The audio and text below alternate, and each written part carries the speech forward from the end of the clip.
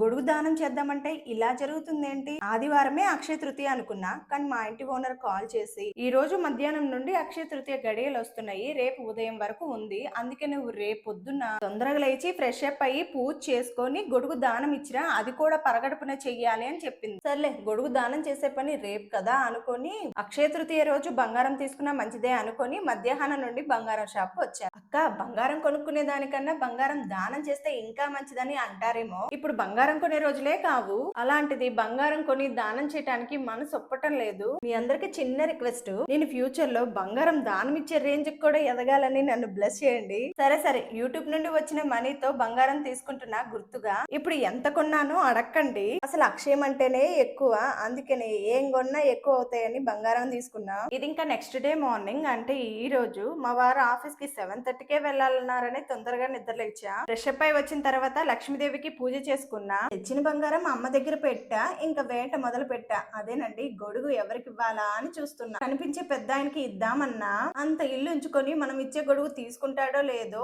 ఆయన గొడుగు వేసుకొని బయటికి వెళ్లే ఓపిక కూడా ఆయనకి లేదనుకుంటా అని మా ఆయన వద్దన్నాడు. పొద్దున్నే కదా ఎవరు బయట కనిపించటం లేదు. సొంత ఇల్లు ఎలా వెతుకుతున్నానో అలా వెతుకుతున్నా గొడుగు తీసుకునే మహానుభావుడి కోసం. ఒక పక్క నుండి మా ఆయన ఆఫీస్ కి టైం అవుతుంది తొందరగా కానీ అంటున్నారు. ఏదైనా అంతే అనుకుంటా. వెతికి వెతికి దొరికిన తర్వాత ఆనందమే వేరు. రేపు మా సొంత ఇల్లు దొరికినా కూడా ఇంతే ఆనందం ఉంటుందేమో. అక్కో, గొడుగిచ్చేసి ఇల్లు కావాలంటున్నావు కదా అని అంటారేమో. ఏం చేస్తామండి, కొన్ని పనులు అంతే, ఎంతకి ముడిపడవు. ఇలాంటి చిన్న చిన్న రెమెడీస్ వల్ల ముందుకు వస్తాయి. అంటే ఒకదానికి ఒకటి ముడిపడి ఉంటుంది. అంతా మంచి జరగాలని కోరుకుందాం. ఏ పుట్టలో ఏ పాముందో ఆ పరమాత్ముడికే తెలవాలి.